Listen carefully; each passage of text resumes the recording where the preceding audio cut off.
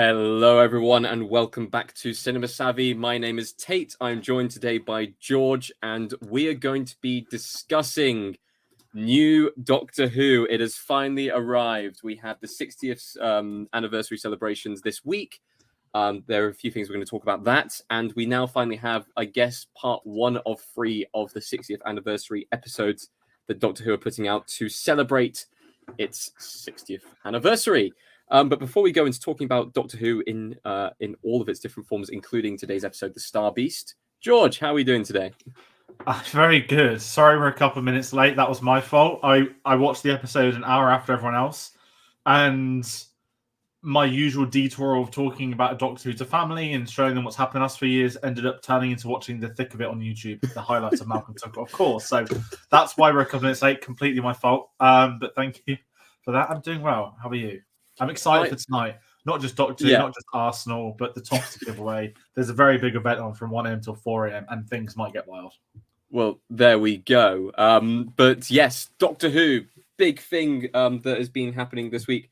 I want to just start off by giving out a fact that I think was thrown out this morning, that the expected TV audiences, and of course we don't have the TV audiences just yet for this episode, but the expected TV audiences for tuning in live were around 16 million. Now, that is bonkers, not just for TV nowadays, for that many people to tune into one singular. I believe so, yes. Or was it worldwide, possibly tuning in? I'd say UK. Yeah, but either way you look at it, for UK TV numbers, that's bonkers. That's absolutely insane. Doctor Who has been the longest running sci-fi show for a while. It's incredibly popular with a lot of different age groups and demographics. It transcends generations, and that's why it has lasted so long. But like, to have its 60th anniversary come around and to have those predicted TV numbers even before the episode had aired is absolutely phenomenal. And it's great to see so much love for Who, as has been like thrown around over the last week with all different celebrations. We want to hear your love for Who in the comments. So please, go into the comments, tell us your thoughts on this episode, tell us your thoughts in general on Who. We had a really, really fun discussion with Sam and Dan this week, where we went through basically all of New Who from 2005 all the way through to the present. It was great. It was 2 hours long. We're all really passionate about Doctor Who. Behind me, I've got a Dalek in the far distance. I don't know if anyone can see that. I'm surrounded by various different Doctor Who things with me, including a picture of David Tennant above me. So we want to hear your thoughts on Who. We want to hear your love for Who as well. And please also go and follow us on all of our different social medias to keep track of, when we're uploading the next videos. We will be going live next week at exactly the same time at 9 p.m. For the next episode, Wild Blue Yonder, and also for the Giggle the following week after. So please go and follow us on our link tree. That gives us all the links to the various different things, and go and pick up some merch from Redbubble. So let's start off by talking about Doctor Who in general, because I've gone and talked about it to death on our previous video, and I'll briefly go over it and say I've been a fan since 2005, and I have watched every single episode religiously through the good times, through the bad times, and hopefully back into the good times again. But George, you weren't on that video. I want to know what your Who history is, very briefly, very, very briefly. First episodes, I did watch your discussion, and it was a good discussion. Thank you, everyone, for jumping on there. I know we've got Sam in the comments. We'll bring this up shortly. Like yourself, I'd never heard of Doctor Who. In 2005, I was told BBC One this weekend, there's this show. I remember the trailer, the Auton's hands, little plastic things. And I remember watching the whole of Series 1 week to week. Loved it. Absolutely loved it from day one through to, well, we'll get to that bit in a sec. To the point where I was furious that my uncle's wedding was on the series finale. And we didn't have recordings back then. We didn't have a Sky or anything. So my auntie recorded it. So I had to go to her house to watch it there. There was no iPlayer, 2005. Same thing, the Christmas special. We had to go to see family, unfortunately, and I wasn't allowed to watch Doctor Who. So I didn't see the first Tennant until more than a few minutes after, until the season 2 DVD I got for the following Christmas. So I absolutely loved Doctor Who. The first 2 seasons of New Who, I haven't gone back to watch them on iPlayer this month. There's been a lot of things I've had to watch this month. There's been a lot of TV shows. I really wanted to watch those 2. I didn't.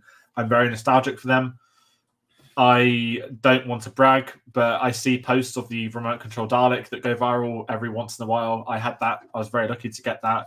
I had a sonic screwdriver. I think everyone did. Basically, a certain demographic will know what Toys R Us was. And when Toys R Us would do its seasonal updates, I remember you'd turn right, you'd go through the double doors, and there was a Doctor Who. It was like the in thing, and it looked magnificent. And put it on Google Images, people, if you're curious. But I watched the whole of that, and then for whatever reason, I sort of dropped off. I don't want to say when Tennant left. That's not why I dropped off. It would have been school. It would have been getting into football, not getting into films more. I just dropped off, and then I did. This is where it went weird for a few years. I watched the entirety of Matt Smith's era, but I never did it week to week. I think iPlayer was new at this point, and they added it on.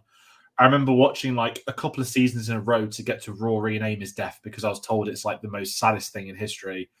Then I remember watching it up to Matt Smith going. Then I don't know how old I was when Capaldi was cast, but I had seen the entirety of the thick of it. And I was like, okay, I'm back. I love the thick of it. I think it's one of the greatest Saturday shows in history. And I watched like a couple of Capaldi episodes and I was out. Not his fault. I know everyone will say great Doctor, awful writing. I would likely agree if I sat for the whole year. I didn't. I will always sort of watch it out of respect. It's like the opening game of a World Cup. Even if it's someone shot like Qatar, I'll watch it. So Jodie Whittaker, because that sounds like horrible. I'm not saying it's about Jodie Whittaker. Jodie Whittaker era, I watched the first. This sounds really bad out loud. I watched up to the Rosa Parks episode, and I did watch the episode, and I remember thinking that's one of the best Doctor Who episodes I'd watched. I didn't watch another one after, and it's genuinely no fault of Doctor Who's. I'd started a new job at that point, and I'd moved away, and I just didn't have time like I used to. And then everyone was like, I jumped ship at a good time. That's words that someone I know told me who loves Doctor Who. I can't remember if it was you or Dan. Sorry to put you both on the spot. I mean, we would have both preached that. The episodes did drop off around then for Whittaker's era. A good few. Maybe the best one. And I didn't watch Flux. I saw the clip of her regenerating to Tennant again. I saw that Russell T Davies is returning. Obviously David Tennant's coming back. I've followed it. I don't want to say closely, but I've said, okay, if this is a new restart point for Who, then I'm more than happy to join in again. So that's where I am up to today. I've been excited for this. I didn't have this around like me. I still watch the football first, obviously, but I did stay off my phone. I haven't had any spoilers. I didn't know what to expect from today's episodes. I didn't follow the behind the scenes as well, but I've been very curious about this, and there's a lot of people I know who are very excited for this. So it kind of feels weird talking about Doctor Who on this channel, considering like me obviously spoke about over the years, but sorry for my long-winded Doctor Who history, but I have some really fond memories. I genuinely have really, and I think there's a bit of maybe not bitterness, but if anyone does conventions like we have in the past, there used to be a great convention company called Showmasters who are now dreadful, and they've sort of not ruined Doctor Who, but basically they'll be like, we've got the biggest guest in history. It's just another Doctor Who person that's been before. And they sort of, in my head and a few of my friends' head, Doctor Who became this running joke of Showmasters conventions that basically the CEO founder only cares about Doctor Who guests. And I'm not going to talk about meeting, bragging, who's met who. Me and you have both come across people on set, off set. I had a very cool experience with David Tennant back when I was a student at uni. He was filming in the town I live in. Me and Dan, I don't think he'll mind if he's watching if I say this, we just went to the set for a day. We were chatting to the crew. They knew we were students and they were fine for us to hang around for a couple of days. So we did. It looks great on our modules, if I'm being honest. I think we got a first on that section of like industry contacts, literally just talking crew on a set. But then at the end of the second day, they actually invited us in and we got to chat with him and he was just chatting to us, like no photos, no nothing like that. But we were just chatting with David Tennant about film for a while, which is cool. And it's little things like that, and you know, you hear stories about actors. I love Chris Eccleston. I'm not going to get into politics, but Chris Eccleston's Instagram, if you know what I mean, you know what I mean. Absolute hero status. But David Tennant is genuinely, and I'm not saying this because I like him as an actor, I think he's one of like the shining like lights of the British industry of the last 20 or so years. Any project he's in instantly is made more interesting by David Tennant being involved. And he randomly went to my local Morrison's a few weeks ago and put it all over Instagram, which I thought was very strange. I don't know why or how. Everyone was like, David Tennant's been at this Morrison's again. I was like, okay, strange, okay. But yeah, there's my Doctor Who history in 10 minutes. Yeah. I'm excited he's back. I'm not going to lie, I would have still watched this irregardless being the anniversary. But knowing he's back for 3 episodes in a lead role as such, I'm in. And I think tactically, I'll say this heading into this, it's actually the smartest thing BBC have done with this, because you're bringing back the pre-existing audience who dipped out. I'm not saying everyone did. I'm saying a humongous percentage dipped out. There's been no consistency with air dates. There's been no consistency with seasons and specials. And I sort of explained to my dad earlier that they've already filmed the entirety of the first season. They've filmed all these specials. The first thing is it's back on the schedule. And that's helped because by putting David Tennant as the face of it, you are bringing back that audience that were there with him when it was at its highest popularity point in the UK, which then makes it easier to bring in Ncuti because that's an actor. I know he's been in Sex Education, I know he's been a Barbie, but to make him the lead, and with the BBC obviously meant to be encompassing all ages, etc., they're still going to advertise him. Most people wouldn't have heard of him watching. So I think it's genius to put Tennant at the forefront to then bring in the new Doctor in front of this massive new audience, rather than have a dull announcement of, oh, here's a random regeneration, here's this. We don't know how it's going to happen, but I think logically they have planned, and that's where I think Doctor had missed out for years. And I know I didn't watch the Jodie Whittaker era or Capaldi, and like I said, everything I heard from those eras, I know they'll have fans and stuff, but I've always been told the issue was always the writing and the showrunning, not the actors, which I haven't seen it to agree, but I'm in no doubt that that's probably because I know how good an actor the pair of them are. So I've got fingers crossed. I'm very optimistic, and Ncuti Gatwa looks like he can pull off some outstanding costumes from what I've seen. So that also makes me excited. All the stuff they've put on on Instagram and on their socials. He looks fantastic. And also, we did get this week.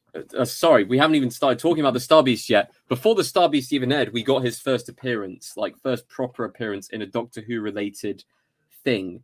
They reissued and redid An Adventure in Space and Time, a fantastic film, I want to add, which was released with the 50th anniversary that documents or not even documents, just kind of goes through not even fictionalized, the history of making the first episode. It's got a fantastic cast. It's got Brian Cox in it, which is really yeah, it does. I know that Filch plays Hartnell and that he's then played him in episodes as well. Yep. So David Bradley, who has played him in episodes as well, Twice Upon a Time being one of them. It's got Sacha Dhawan in it, who ended up playing the Master later on. It's got a really good cast. It's a really good film. Can I jump in? Sorry. Mm-hmm. I have watched nothing post the Whisker. However, I have seen. I remember it being a massive thing when it aired. The Rasputin dance. Very good song. Out of context, fantastic. Can't tell you anything else past that. But I did in see context, fantastic as well. It's set up, and it's played perfectly. But at the end of the episode, in the original screening of the episode, you get Matt Smith's Doctor, who was the Doctor at the time of the 50th anniversary, giving a little nod to David Bradley's portrayal of William Hartnell at the end of the film. And they said at the time that Matt Smith was not a placeholder, but he was filmed in a way that they could remove him out, and for future Doctors, whenever it needed to be reissued, they would bring in the next Doctor. And this is the first time. It's the first time we've had an anniversary since then that's been meaningful. So they've gone and basically re-edited the end of the film. And the end of the film now has Ncuti Gatwa as his first appearance in his official Doctor Who clothing, controlling the TARDIS, which, I mean, even before, the actual anniversary specials, I have to ask you the question because this is going to affect, my seasonal my yearly rankings of films and stuff like that. Because they've edited the film, does that count as a different version of the film? And therefore, can I rate this film as a film released this year? Or is it a film that's just been released previously and, it's like just George Lucas. Yeah. Still the same cut. They've just changed the actor. You know what? Do you know what it reminds me of? Whenever the new Bond is cast and they have to do the From Russia of Love screen test, this is going to be the new one for every Doctor is film You're an Adventure in Time. Nod of the head. Why not? I know we'll get to talk about the Tardis theory later, which I'm very excited to talk about. I never thought I'd be saying that live on YouTube. Yes. It's wild how Doctor Who's come back and everyone's excited again. Let's talk about the Star Beast now. We've 15 minutes in. Should we go through some comments? Yes, let's go through the comments first. Go for it. Hey guys, good I can't make it. Obviously, Sam, who joined us on Wednesday, he enjoyed the episode of seeing Tennant and Tate together once again. I'm looking forward to our thoughts. Aaron Gillingham, Aaron at the movies, really enjoyed the episode. Can't wait for the other 60 specials. Yes, two more. Bavari returning. I think writing for Capaldi was okay, but the writing for Jay Doctor was mostly atrocious. And Spy Haas with a very excellent best in the world. 1 a.m. Survivor Series, Chicago. If CM Punk returns, he returns. I'm clearly not getting carried away. It's like the most insane conspiracy theory. This is Christmas for George, guys. You have no idea. Honestly, yeah, it's been a wild few months. It's just going to be sorry, we've got to keep it Doctor Who. Yes. Has CM Punk ever appeared in a TV series? No. I know he's big on ice hockey. I know he's been in something. But yes, sorry. Right, the Star Beasts. Yes, plot synopsis for the Star Beast. The Doctor is caught in a fight to the death as a spaceship crash lands in London. But as the battle wreaks havoc, destiny is converging on the Doctor's old friend, Donna.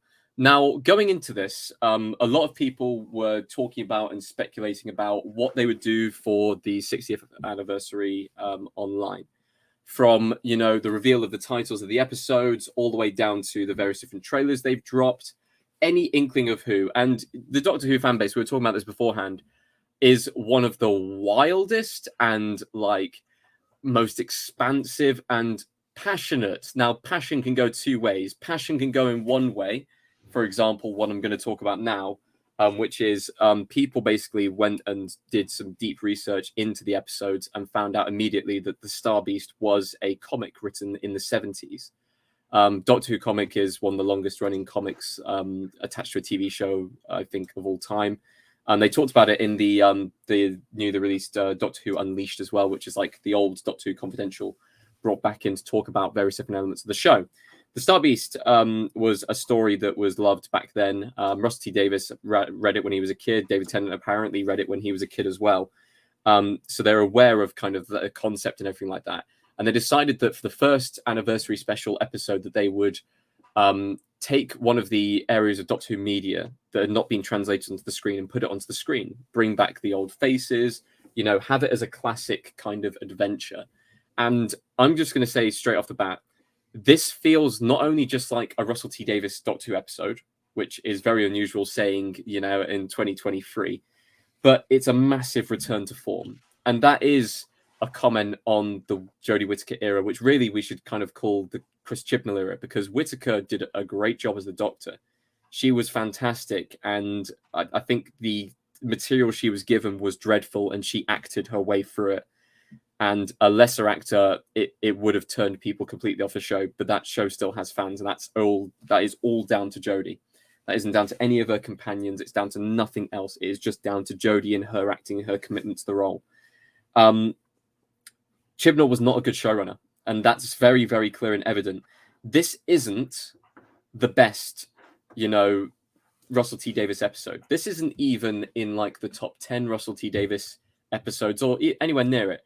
However, it's the best thing that Doctor Who has made in the last 3 years, which is absolutely insane. It's the best thing since some of the episodes from Capaldi's era. I've done a little bit of digging myself, and the director of the episode was Rachel Talalay, who has gone and directed some of the best episodes from the Capaldi era. So she directed Dark Water, Death in Heaven as the series finales of season 8. She directed my favorite episode and my personal pick of one of the greatest TV episodes of all time, Heaven Sent, and Hell Bent as the series 9 finale. She directed the series 10 finale, which was, I think, Sam and Dan's picks for Capaldi's best episodes as well. World Enough and Time, The Doctor Falls. So she's got, the credentials to direct she's all directed finale episodes so far, but she's directed some of the best ones in recent memories. And she's come back in and she's reignited this series with this episode. It feels like a reintroduction episode, like you were expecting, brand new companion, brand new Doctor, those kind of styles of episodes. but it's so fresh and vibrant and so different from what we've received from Doctor Who in previous years. We get amazing practical effect monsters. We get amazing, CGI when it's used, a bigger budget as well. We get David Tennant's energy. We get Catherine Tate's energy back into it. We get a flurry of side characters who are introduced, whether it's old faces or new. It just feels like the magic is back again, which is something that sadly wasn't there in the last 3 or so years, which is a shame to say because I love this series and this program dearly.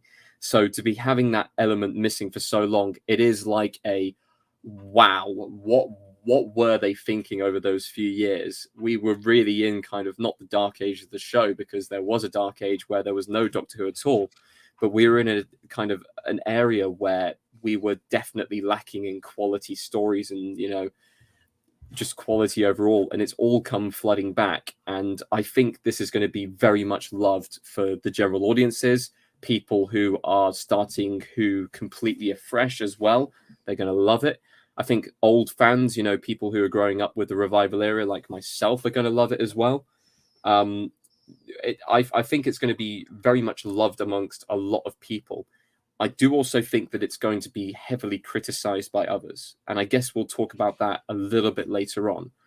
But it's going to find a weird balance in there somewhere. But overall, I mean, it's only just aired. It's sat at a 9.2 on IMDb. I know that's not an actual rating that really matters. But at the same time, that's overwhelmingly positive for a TV episode that's just aired. So that's pretty good, in my books. Yeah, I'm in a really interesting zone. So my initial thoughts on the episode, where I enjoyed it. I think I'm very, very fresh, so I haven't really had time to think. I know you've seen the Confidential has been renamed, but you've seen the behind the scenes show. I haven't. I don't know if I will. It's always about time. I've got to step later maybe, but I would highly recommend it before watching the next episode. Massively. Okay. My initial thoughts were, and I think you nailed it, where it's like an old Russ 2 Davies episode. What in my head I need to wrap myself around it, and this is why I really struggle with overreactions and audience reactions to certain things, is I am... How long did Donna say she last aired? Was it 15 years, right? 15 years ago. Was it actually 2008 she left? It was 2008 when she left. Bloody hell, I thought it was like 2010, okay. Nope. I just needed to take a moment to be like, okay, I am 15 years older than I was back then. So if I think there's some, and a really good comparison, someone might be fuming, so if I say Star Wars, and I'll get into audience perceptions, but I just need to take a moment to be like, okay, I'm not the same person as I was 15 years ago. Now, because I haven't rewatched Who, I remember a lot of season 1 and 2, I can remember most of it pretty much. And I was just thinking about it, I was like, okay, again, the direction, the showrunner, he needs to pull in, and this is the Force Awakens comparison, that I would call this safe, and that's not a criticism. You need to pull in a new audience. You need to pull in a pre-existing audience, i.e. the revival era. You then need to pull in the audience that were before them. This sounds a bit like The Force Awakens, doesn't it? You've got 3 generations of fans, new, old, and older. And how do you cater to all of those on your initial return? You are not going to do anything daring, anything overly audacious. You need to bring it back to its basics. What made it work in the first place? TV, completely different film to compare. So I'm not trying to do a styles comparison in that respect. But I just have to take a moment as myself, as an audience member, to okay, what Doctor Who was when I was younger is different to today. And it should be like that. It shouldn't be, because I'm older, this shouldn't have to grow old with me. But it shouldn't have to be the same thing. So I've got a very weird reaction. I think the episode's fine. But I've just got to remember that it's not going to be like the sort of films or sci-fi things I watch now. This is Doctor Who, and I haven't watched classic Who, so I can't tell you the history of Who and stuff like that. So I was fine with it, and I thought the same as you. There'll be things that people dislike. There are things I probably disliked. There are a lot of things I really enjoyed, and I think what it's done for me in my head is I know there's 3 specials, so I'm already going to watch all 3. Before, and I've said this when we did not really Last of Us, because we know that's a game, but I've always said I think The Mandalorian and other TV reviews we've done on the channel, Lord of the Rings was one that jumps to mind, where I was like, okay, it's hard to judge it until it's done. I will always give a TV show, I think on the Monarch review I spoke about it, I've seen the first 8 episodes, but what if the last 2 are terrible? And I won't know till January, and then it wipes out the series. So irregardless of my thoughts, I've got 2 more episodes of this show, and I thought this first episode was fine. And I'm kind of in the same boat as you. I haven't watched the recent ones of the last few years, but I mentioned the issue we have with they hadn't. I don't know whether it was a budget thing before. I don't know if it was an audience thing. A bit of both, perhaps. Lesser audience, less is the budget, especially with it being BBC funding it all before. Whereas as a public service broadcaster, they have to follow audience trends and numbers and stuff. They can't justify X and Y. But now we have the Disney money, who are doing it in every country except the UK, for those that are unaware of that. It's really interesting with this. So I know I've sort of gone off tangent from my initial thoughts, but I'm fine. That's a very exaggerated way of saying so. But I will add, for the people that obviously have been watching it, like yourself, religiously over these years, to go from being an established TV series to being reduced to specials, that is a very dangerous territory for anything. And again, what the show is doing is this is the beginning of a new era. I was having to explain to my dad that it's going to be a season 1 moving forwards because it's easier just to restart it now with this new era. And again, you bring Tennant back. That's the best way to advertise that. If you tell the new audience we're rebooting it, here's new actor, they're going to instantly think this is a reboot of Doctor Who. This isn't our Doctor Who. But you bring in David Tennant, you have the continuity while saying it's a reboot, which I'm fine with. And they don't actually fully explain just yet why David Tennant's face is back on the body, but they've confirmed that it is the 14th Doctor. It is the next incarnation. It's not like it is, 10 again. It is a new Doctor kind of in the timeline. And David Tennant coming back to the role, they said on the Doctor Who Unleashed that really it was Catherine Tate who initially kind of made the first contact and kind of sent a message to Russell T saying basically, I'd love to do the role again. And then kind of they got David Tennant on board, and then it just kind of snowballed from there, which is fantastic because I've said it before, Donna is one of the best companions and Tennant has been one of the best Doctors, at least one of the most iconic in the modern era, and one of the most popular in the modern era. So to bring those two back after all that time, 15 years, not only is it going to immediately resonate with the audiences, but it has straight away. The chemistry hasn't gone away. Those two are such a good pairing on screen. And I know with the next episode, it's going to be pretty much solely those two, or at least that's what we've seen so far. The next episode is a complete mystery. But even if it's just for these 3 specials, to have that connection, to have these characters come back and reprise their roles, is absolutely fantastic. And it's so nice that a show like Doctor Who is able to do that, just bend the rules slightly, just to not even fan service, because at this stage, they are genuinely good. It's not like they're just bringing it back just to kind of appease the fans. I think they're bringing them back for this storyline, for this plot line. And, like you said, it's got to develop over 3 episodes. And I think they said also in the Doctor Who Unleashed confidential thing that it is a 3-part story. It is all linked as one. So at the end of it, you'll get a 3-hour-long movie, basically, which ties off this era of Doctor Who before we move into kind of, the next part, the next chapter in the journey. We also get other characters coming back. So we get Jacqueline King playing Sylvia Noble, which I always loved as a little side character every now and then when she pops up on the screen.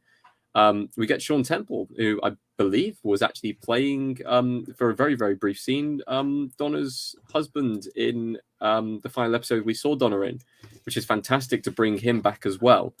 Apart from that, we don't really get any recurring characters. It's just kind of the nice comfortable ones. We haven't seen Bernard Cribbins yet. We know that he is going to be in one of these specials, whether it's going to be The Giggle or whether it's going to be Wild Blue Yonder, as his final on-screen appearance after his passing. But it's nice to see old faces. It's nice to see they've kept parts of the family together and kept that kind of canonically moving on. Yeah, I mean, a really interesting stuff with the Donna side of it that had obviously I spoke about loving season 1 and 2. And I was watching a video the other day, so sorry to keep bringing it up. I was like a lot of people, I was in love with Billie Piper when you watch those first 2 seasons, and I love her as an actress. So I never really took to any of the other companions that came after. I know that's a really weird thing to say. But even like when you had like Jenna Coleman coming on board, who's obviously had a massive career, I really did like Karen Gillan. I know she's had an incredible career, so I'll have to Doctor Who. But Catherine Tate, like many people, would have grown up with the Catherine Tate show. So before I knew her in Doctor Who, I knew her as, you know, am I bothered, all that sort of stuff. And I like Catherine Tate, and I think my perception with, I guess, the audience is that Time's probably done her a massive. I don't want to say, no, what's the opposite, disservice? Like, I think contextually in 2008, she's still the Catherine Tate the comedian, and that was probably jarring for people watching Doctor Who. Whereas now in 2023, it's a completely different perception that as everything's aged. I don't want to say comedy hasn't aged, but no one talks about the Catherine Tate show anymore, and people do talk about her time on Doctor Who. And I've seen her at conventions, and she's still had big queues and a lot of people getting stuff signed. And it's kind of exciting that how easy would it have been to have got Billie Piper back? Because they did that. They've already done that. And in the 50th anniversary special. Yeah, and it's almost as if Russell T Davies, alongside the reboot, this special is continuity of his Who stuff, which I think is really interesting setup. And I think because of how her character ended, you know, here's the lottery ticket, here's this. I thought it's a very enigmatic way of not coming full circle, but bringing back to that she donated all the money from winning the lottery. That it wasn't happy ever after, but this has happened. And I think there's an enigma around her return in this episode, especially bringing in Rose, the daughter Rose, not obviously Billie Piper Rose. It made it very interesting. And as well, for an anniversary episode, I know there's going to be 3 of them. It wasn't just like, here's every Easter egg possible littered on screen in the first hour. Even the shed with everything in. Maybe I was just being thick, but I was like, oh, that's a great twist that the shed looks like the TARDIS. I know it's not a twist as such, but there's this sort of care and attention that's been put into this that's noticeable by the end of it. And I think it was the right thing for them to do. And once again, I liked it. And I know that Bernard Crimmins they did have this moment when they did, oh, where's Wilf? And I was like, I know Bernard Crimmins had filmed on this. I don't know if he's passed away since. And I know that his scenes have been completed. And I was like, when he's going to be back on screen, I think that's going to be one of that's tears. Yeah. And you know what? I'm not going to well up on camera, but that's going to be a moment that's probably they'll have the in memoriam section at the end of the episode as well, no doubt. And it's going to be a big one. And I think that once again shows the impact that they've made on this series. And I like that Tennant's doctor had this relationship with her as being like his legitimate friend. And even the ending, sorry that I'm jumping far ahead with this episode, that it was literally just going to be, we're going to go see him now. I was like, oh no, you're going to do this in episode 1, but obviously we'll find out next week or the week after when we do get to meet him. But yeah, it's good. And I think the thing is that you don't just want to bring back old characters. You need to show what's happened in their lives and who's new's coming in. And I know that Rose in this was Rose the first casting announcement after Catherine Tate and Tennant? I feel this was very early. So Yasmin Finney was announced pretty early on as Rose. So it's all been done through Twitter. I remember they were doing like plus signs, diamonds, and all, and people were like cracking the code. I didn't have a clue what was going on, I'm not going to lie. And I've not seen Yasmin Finney in anything else. I think she's been in a few things. She's been in Heartstopper is the big one that she's been in, which is very, very popular Netflix show. But no, promising actress, really, really promising. She was really good in this episode. This is something that I guess we're going to be talking about Rose now as a character, Rose Temple Noble. As an introduced character, fantastic. Not only to kind of have, Donna have a daughter now, but, in the context of, how much time has passed and understanding that people change and are able to do things and people move on from various different things. Russell T Davies has always been a massive kind of advocate for the LGBTQ plus community. Anything underneath, the kind of, umbrella of, acceptance, shall we say, in everything.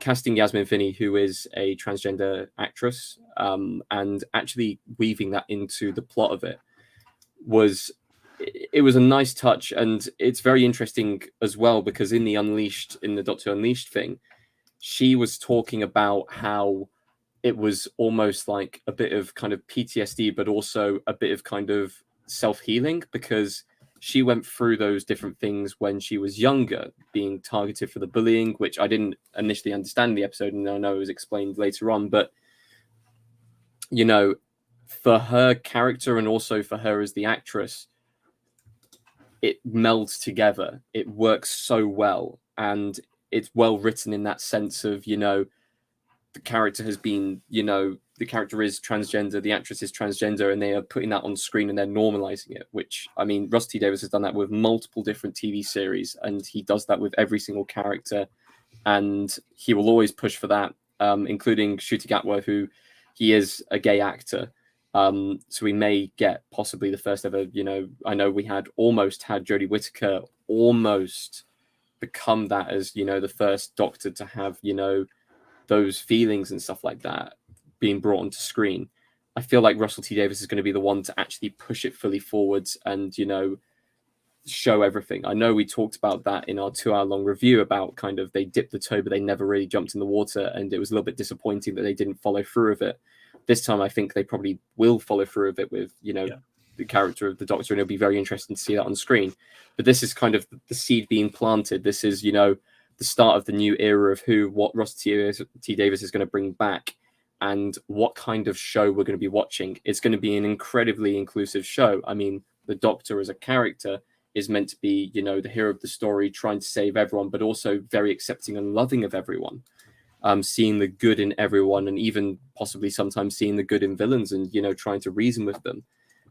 So for this show to kind of go in that direction and say that from the start and really kind of advertise, look, if you're going to be on board with this to move on, you've got to be okay with this. If not, we don't want you as an audience. And that's kind of, you know, how this episode went. And that's, you know, a very, very strong way of, you know, starting the series. And I fully support it. I fully support that, you know, way that he's going about it.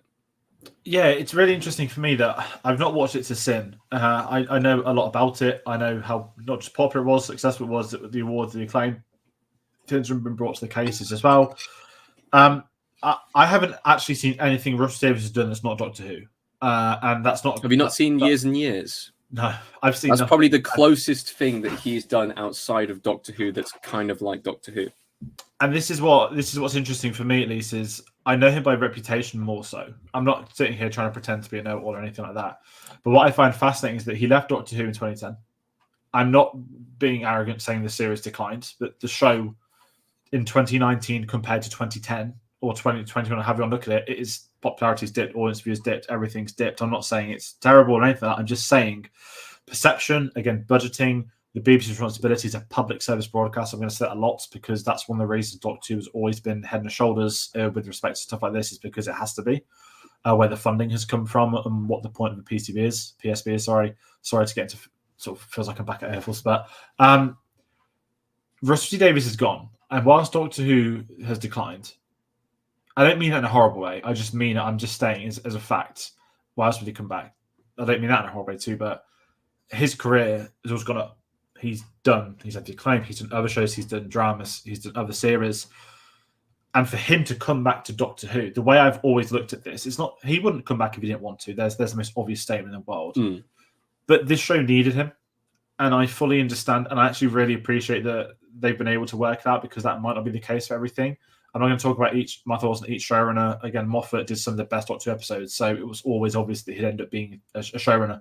That every single person in that situation, 2009, would have done the exact same thing.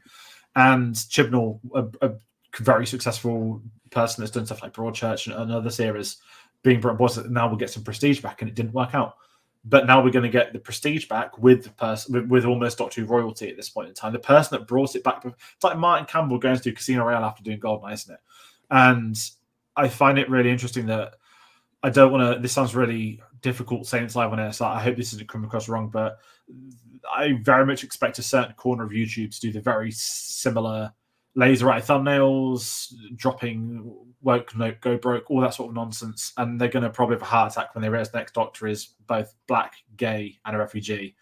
It's like the trifecta of what would destroy people. And you know what? And it says, but Ncuti Gatwa had a very successful career. He's appeared in the highest grossing film of this year. He's been in Sex Education, on those popular shows on Netflix. He's going to be in Masters of the Air, you know, as well. So, and and going back to what you said before, the way I see it, and this is where I may be criticizing the media, because sometimes there are positive representations just for the checklist, just for the sake of it.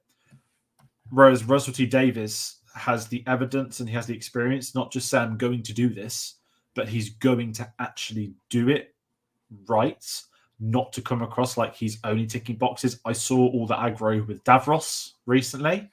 That was just a story to really detect away. And I completely get what Russell Davies is saying, that, you know, he's always been seen as this anti-disabled thing, that we can't paint him a light in this way. I respect that. I've not got a problem. And in my head, as someone that has seen, I think the only classic Who I've seen, I was bought a DVD for Christmas once, and it was Davros. I think it was the really famous story that everyone's seen. Tom Baker's the Doctor. Couldn't tell you the name of it. Oh, Genesis of the... No, probably. Either the DVD case had silver circles. Probably Genesis. Probably. Then. It's Davros. But either way, and in my head, I was like, oh, they've just got Davros before he was, you know, Davros. I didn't ever think of him being disabled, because I just thought he's just driving a Dalek, to be fair. But at the same time, I'm like, yeah, that's kind of cool to have Davros before he was Davros, right? Like, and people up in arms because about what Russell T Davies is like, well, even if you don't like what Russell T Davies has said, I'm still curious about the story that he could tell, because you could tell that story. You're bringing the same actor back who can play that role. It's like Palpatine done 20 years later. You can do it because the actor's still there. So I know that I'm in a very weird tangent, but I think to put a trans character as one of the supporting leads in this opening episode, I don't know if she's going to be in the next couple of episodes. I'm assuming she'll be in at least one. I think more likely she's going to be in the Giggle, because that's set back on Earth, but I don't think the next episode's set on Earth. So okay, and I've got no problem with it, and it's going to be interesting moving forward. That I hate using the word like checklist, but Doctor Who is always. I look at Star Trek. I know I've never watched Star Trek per se, but you know, the first mixed race kiss ever on television was Star Trek in the 1960s. The first series, they were slaughtered for that. And you look back at these historical moments, and Doctor Who, to its credit, has been at the forefront of that at times as well. So I see no issue with Russell T Davies continuing that. And again, he's got the pedigree as a showrunner. We've got a comment from Sam I'm going to bring up. Yeah. With Queer as Folk, Doctor Who, Cucumber Banana, It's a Sin, etc. Russell T Davies weaving the hot topic theme to try to portray in a positive way, and I see that happening here, which is a good thing. I agree. And he's correct as Genesis, the Daleks, take it correct. It was Genesis. And Bavari says very quickly on that same theme, we do actually get a character with a disability in this episode. Yes. We do have Ruth Madley, who's worked with Russell T Davies before, and he's carried over from years and years as the show. And do you know what? I get the feeling that, I mean, he likes making these connections and bringing people over from, you know, his other TV shows to be, you know, across and stuff like that. And I know that before Ncuti was cast, there was a lot of speculation going around about Ollie Alexander or anyone else from the It's a Sin cast, or possibly even the Years and Years cast being cast as the latest Doctor. But with Ruth Madley coming on board for this episode, I get the feeling, especially because she is a unit scientist, she is going to be used in the future. She is going to become a character like Kate Lethbridge-Stewart, who we've had over the last few years, like Oswin. It's going to be one of those characters that we're going to see a decent amount of, which is very, very nice to see. And, you know, it goes against, you know, all of the interesting comments that have been made recently about Russell T Davies and, you know, his hatred of, you know, disability actors and stuff like that. And I just kind of thought, like, having like guns and stuff hidden in the wheelchair, like, that's going to be really cool for people as well. For me, maybe not. And this is what I was kind of saying, right? I've got to go back to, this is like Doctor Who 15 years ago. I'm a different person now. No 10-year-old who might be watching Doctor Who for the first time is not going to forget that someone in a wheelchair had like machine guns hidden in there. Rockets. Exactly. So it's stuff like that again, it's just about making, and it's not representation for the sake of representation. I don't agree with that. You mentioned he's worked with her, so it's I want to cast somebody that I've worked with, that I've seen on projects, and I can put her in this role. There's no problem with that. And I think that's what, again, I don't want to even bait other channels and stuff, but it is that sort of thing where everyone's going to look at something differently. I just see it as a fun addition to Doctor Who. No more. Doctor Who's always had a wacky, diverse cast. It's like the understatement of a lifetime. The amount of... It's a show, a comic. It's like Star Wars, man. It's aliens. It's different galaxies. And Doctor Who's always been really camp, and it's something that's definitely lost Yeah. over the last years. It tried to take itself a little bit too seriously and not camp, and tried to. And Sam's got one Yeah. of her. I was going to make a different comparison. She's a fun character. I feel like the wheelchair weapons is a call out to the Brigadier who's catered into weapon on Sarah Dimensions. I was thinking of Hagrid at the end of The World Is Not Enough, if I'm being honest. At the bottom of his cane was a gun. There's nothing wrong with that, and that's memorable from that. So, yeah, and this is it. And if that's a callback to Sarah Jane Adventures, a show I do remember watching, which I really enjoyed actually, on CBC on a game. I need to watch back through it. Seeing as I've watched back through Torchwood, I'm watching back through bits of Doctor Who at the moment. It's like the original Avengers, but like everyone came in from like Torchwood, everyone came in from Sarah Jane Adventures. The companions all returned as they fought Davros. It was like peak. It was like literally Star Wars's Avengers, not Star Wars, sorry, Doctor Who's Avengers Endgame. Yeah, literally. Let's move on to the monsters. We get 2 monsters brought in from the comics into this episode. We get the Wraith Warriors, who are very weirdly designed and are on stilts and are, crickets and stuff like that. I was caught a little bit off guard by their voices. But apart from that, fantastic character design. And it was really cool seeing these really kind of big, overbearing monsters that actually aren't really the bad guys. We also get Beep the Meep. Or as not Beep the Meep, because Beep the Meep is the one from the original story. It is just the Meep in this one, who was played by Miriam. I can't pronounce her last name. Miriam Margolyes. That's the one. AKA Professor Sprout. Professor Sprout. Fantastic voice acting in this episode all the way through. You recognize the voice almost immediately. But at the same time, it's really, really fun. And as a character, it's excellent. Now, you haven't seen the Doctor Who Unleashed, so I'm going to ask you first before I reveal to people who possibly haven't seen Doctor Who Unleashed. What did you think of? Because the Wraith Warriors, they didn't really talk about too much, but these are the giant fly things. They're cool. Cool character design, very corny. Looks like it's from the 60s, whatever. Yeah. The Meep. What did you think of the Meep as far as the character is concerned? Baby Yoda has long hair and is now that thing from the Gremlins. Mogwai, is that what it's called? Mogwai, yeah. Okay.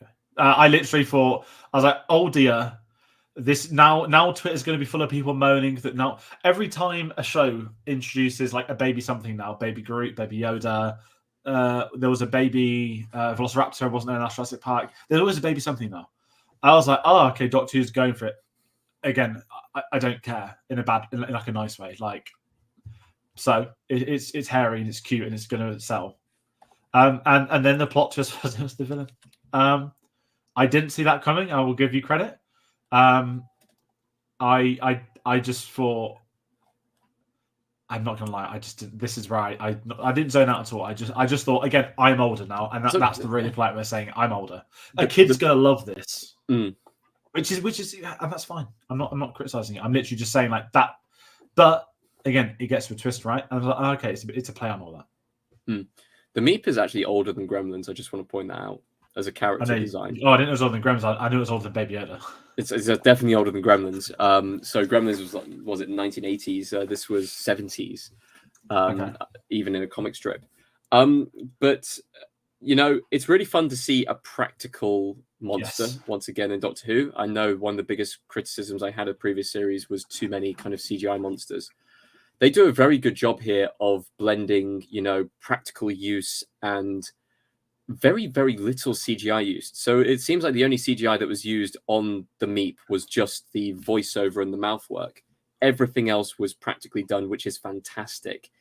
You can tell the extra budget's coming in, like the massive amounts that are coming in from this. Looks a lot better. It looks so much better. Can I just jump in? I know we're talking about the aliens. Yeah. It's a really minor thing, and we'll probably talk about the Tardis properly later, but when they're having the hallway shootout, even seeing like the blue, I don't know what we'd call them, like shield type things. It's a new sonic shield. Sonic screwdrivers evolved at this point. Like, and I'm sat there, like, okay, this is this new budget we've been hearing about. Like, and this is what in my head I was also looking at. I don't want to sit here and say shows like Doctor Who have fallen behind things like Star Wars. The budget of a Star Wars live action series is like 25-30 million episodes or 15 million episodes. It's expensive. Andor was incredibly expensive, practical. Mandalorian expensive, shot in the volume. streaming services cannot make profit. They do not make profit. This is what we all know. This is what we've known for years, and you are witnessing it more and more as these shows get not just more expensive, but they've now pulling the plugs on some of these shows. They're turning some into films, etc., etc.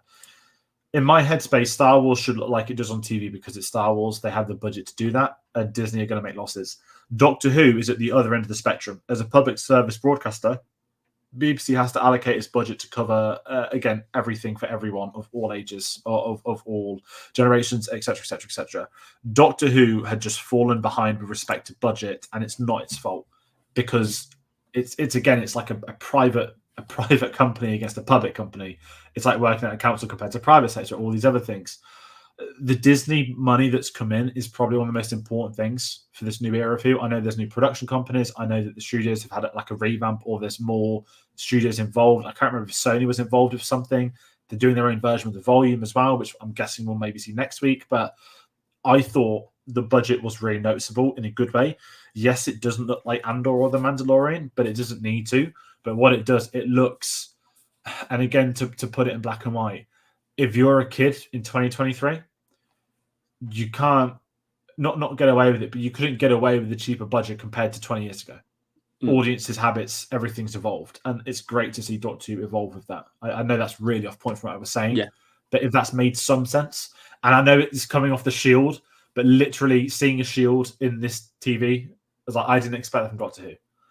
And again, it looked good. It didn't look cheap. It didn't look awful.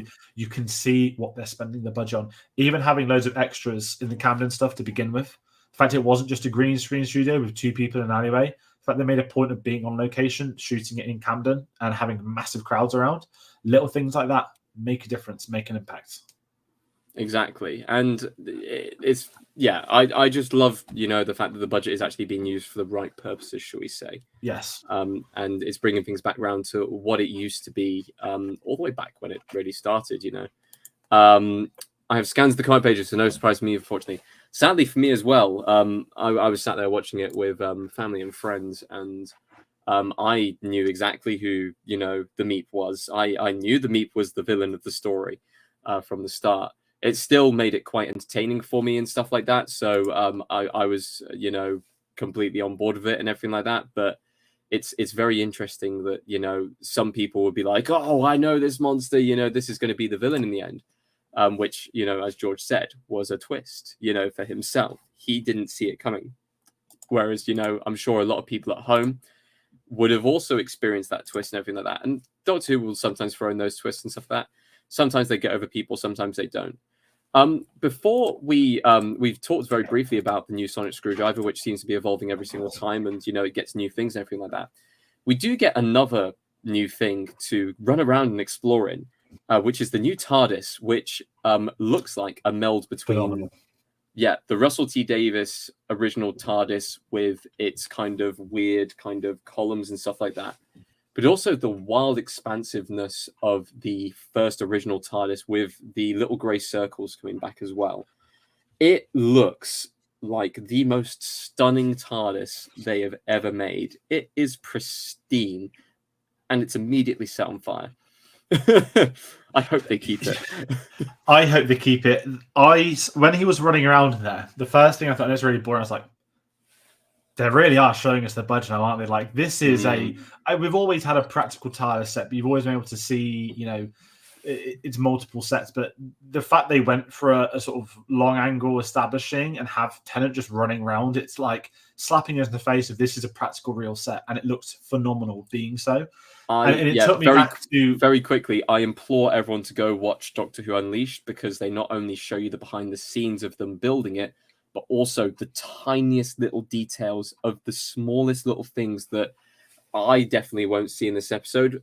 Hopefully, fingers crossed, they keep it going on. But there's so many tiny little details, tiny little things that you just don't notice. And I'd implore everyone to go and watch it. I will try and watch it. I will for next week. And I hope it's, when they set it on fire, I was like, please don't.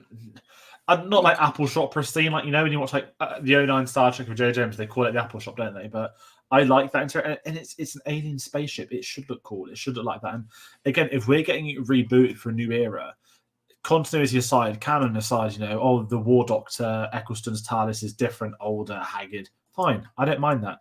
But I like this pristine, clean one. That's the sort of TARDIS I would want to have if I was a Doctor or something like that. And it looked phenomenal. And again, it's that budget stuff. And I never went because it was in Wales when I was younger. But I remember there was a massive Doctor Who exhibition that was there for years, like a studio tour.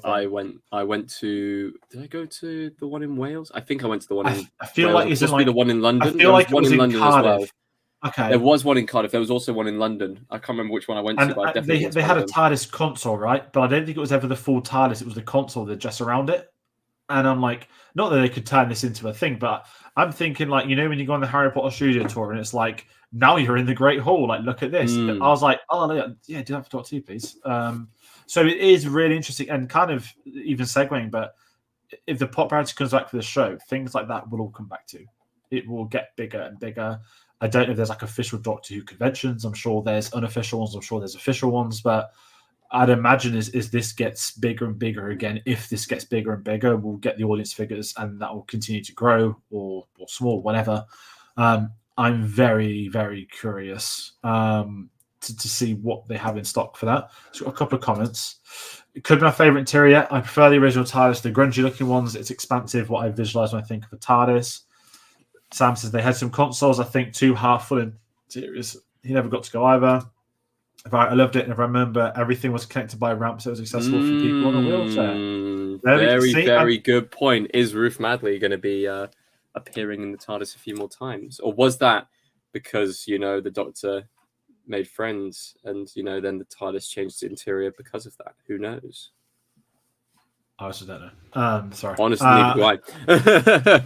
My Doctor Who knowledge for things like I never know if it's a question to me or if it's a reference or what's coming soon. Here's the thing. It's nice to not, nice to watch something and not be arrogant like Star Wars, where like, not that I know everything, but it's like I know 99% of what's going on. Whereas Doctor Who, I'm like, okay. Doctor Who as a show inherently is made to make you question things. So it's okay. It's like one of the only fan bases where it is okay to just go, yeah, I have no idea. Can't wait. So I was thinking of an ex-footballer who's now a conspiracy theorist because he just puts hashtag makes you think. I won't name who it is, but he played for one club only, and that was Southampton. But yeah, sorry, let's just see fans. Anyway, so this was our kind of talk through of the episode. We've given our thoughts. We'll go into our final thoughts, and then we'll go very briefly into what comes next. So very, very briefly, George, what are your final thoughts on the Star Beast? Okay, it was a great way to bring back Donna and her family while setting up some new characters, whilst bringing back Tennant, again, establishing a new TARDIS and not setting up what comes next, but we have a passing comment of, I'll tell that to the boss. It's like, okay, there's a bigger picture. I'll pretend I don't know who that is for the sake of story, but I know that Neil Patrick Harris is a very important character moving forward. He's on the posters. He's on also the steelbooks they unveiled yesterday for the specials. Yes. But also, there's a bit of jeopardy. Donna's got her memory back. We're going to go into one. We're going to go into a one more adventure, and that one more adventure is obviously going to be plot twists. It's a problem, and now we're going to get it. So for me, it did what it needed to do for a return to Doctor Who. I'm still going to watch the next 2 specials, and again, by having your first episode as a springboard, it means you can go for the jump in the second one and see what the plan is, what they're going to do. Because I can't sit here and tell you that the only thing I know that's going to happen in the next 2 weeks is that at some point Neil Patrick Harris is turning up, and at some point Bernard Crimmins is turning up, and at some point Shooter Gatwick becomes the Doctor. And it's nice to go into something. I've not seen any trailers for this. I've avoided the trailers. I've avoided the marketing. I did see the 60th anniversary trailer, which was just one of those nice, let's merge the 60-year history things together, which I always appreciate. So for me, it's an open goal, really. I'm going to be back later next week, so I don't think I'll watch it live again, but I will be watching it like probably a similar time, like 7:30. So I'm very curious about what happens. I'm just hoping that I don't have anything spoiled. That's my fault for not knowing things fine, but I think it's nice to go in not knowing what's going to happen, because that's how I think of Doctor Who growing up. Although you would get the trailer at the end of every episode. You'd always get that. I did wait. we got like a 15-second, not even trailer, not even anything. I Like, watched an iPlayer, so it briefest- was like Strictly Come Dance's on next. Cheerio. That's the briefest of things from the Doctor Unleashed, where they really revealed it. Not even the tiniest details. The next episode is the most shrouded in mystery episode of Doctor Who possibly ever. No one knows anything. People have been speculating online about various different things, but it's so tightly wrapped. If any previous Doctors are going to appear, it's going to be next episode. And the only comment so far on what the next episode is like is it's weird. So I know that people who have been listening to Big Finish and stuff like that, Scherzo is the one thing that people have been mentioning. It could be a Scherzo style episode. It could be really just like a TARDIS factory. It could be anything. So those are different speculation things coming out over where on earth they might be for the next episode. As far as my kind of thoughts and conclusions on this episode, we didn't really talk about it too much, but I enjoyed the episode as far as, the aesthetics are concerned. Bring back Russell T Davies, bringing back, David Tennant, and bringing back Catherine Tate. I do have some irks with this episode, tiny ones. The finale and kind of how they deal with the Meep, I wasn't too fond of. I also wasn't fond of the whole just let it go kind of scene. I think that's a very, very easy way of writing out a big problem with the characters. What, this is Donna's memory? Yeah. Do you remind of the Winter Soldier? No, I'm okay with that. I'm okay with. Okay, so I just wanted to bring up the Winter Soldier. No, I wanted to bring it up as well. With the whole reading out the things to bring back the memory. No, for me, the thing that irked me the most from this episode, and it's the one thing that does make me think, wow, kind of brilliant episode, fantastic, fell in love with it. The one thing that makes me think, could have been better, is the whole, for an episode that preaches so heavily about equality and, bringing different people and different cultures in and everything like that. They do a whole thing of, Doctor, you'd understand this if you're a woman still, but you don't understand this because you're a man now, and you can just let things like this go. And then they just let go of, the Doctor's conscience, and then they're fine. I'm not a fan of that as far as a thing's concerned. I just feel like it was a cheap writing thing to kind of just get rid of such a big plot line. I mean, that plot line was the core heart of Series 4 as the finale, like you said, the Avengers. And they've not just kind of gone and done that as a simple write-out from an immediate moment of like, oh, don't worry, we just sorted it. They've gone and done it in a way that kind of goes against a little bit of the message they were kind of, putting forward the entire episode. And that's something that definitely could be worked on. And that's something that hopefully they will kind of fix in the future. But I feel like it was almost kind of too hastily brushed away, but at the same time, it was almost kind of like not kind of thrown around as an insult or anything like that. But I don't think it was handled incredibly well as it could have been. It's not how the rest of the episode was handled. Okay, I won't lie. I didn't notice it, so I remember it as much. So it might be something that dipped off my head. But it's the last thing they say when they stare at each other, isn't it? Sort of laugh it off. They hold hands, and then the kind of TARDIS energy comes out of them. But it's like now I see. Yeah, I'm with you. Yeah. One thing I like, I know David Tennant's got great personality. I loved the joke about when he waved his passporty thing that always changes to be whatever it needs to be. Great little one-liner where it says "your headmistress." It's like, and I was like, oh yeah, I just thought, it's just a boring joke because it's wrong. I was like, oh no, it's because he was Jodie Whittaker before. Literally, just that's a good joke. I really liked that. I like that. Yeah. Joke. Sorry, I just thought it made me laugh. But yeah, I mean, yeah, like there are issues I have with the show, but I didn't have many. And they're like minute things. Like, let's go through the brick. Like the whole, again, not to be that guy, but I was like, oh, they're shooting at the car and the car's not got any damage. And I was like, oh, thank God, one scene later, they literally explain that. Because it's that sort of thing that, again, the internet will jump on and me. But I was fine with it. And then it led up to the villain twist. The one thing I'll say about the villain, I like Mary Margolis because I know she's like a crackpot old woman now. If anyone's seen her on, and that's not being horrible, if anyone has seen any interviews with her in the last 5 years, she's insane in a really funny way. She's a savage. She's a legend. And I actually think she was perfectly cast once there was a heel turn for the Meep.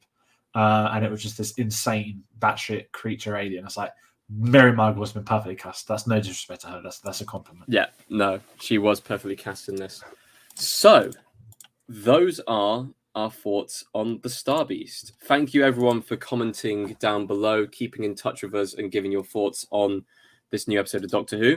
We want to hear your predictions for the next episode. We also want to hear your thoughts on the Star Beast itself. So if you've commented this review late, not watching live, then please put a comment down below. We want to hear your thoughts. We want to start a conversation, as we love doing those on the channel. So please put your thoughts down there below. Also, go and follow us on our link tree. So that takes you to our Twitter, our Instagram, our Letterboxd. It also takes you to our Facebook. It takes you to wherever we are on social media. And then you can follow us on there to keep up to date with all the different announcements we're going to be making. We will be live again this time next week with this episode as well. There we go. Look at that. Wild Blue Yonder spoiler discussion. And we'll put the time on there, 9 p.m. next week. So, George, is there anything else that we need to say before we go? Check out everyone's Doctor Who discussion from Thursday. It covers the revival era. It's all up there. It's under 2 hours. So I watched it without even have seen the Whittaker stuff. It's a good discussion all around. So thank you everyone for jumping on there. There's going to be a review for Wish coming up on the channel in the next few days. Tate, I know you've seen it. I don't think I'm going to get the chance to. There's also going to be another monthly Untitled video where we go over everything we've watched this month. Going to be talking a lot about TV shows as well as films, as a polite heads up.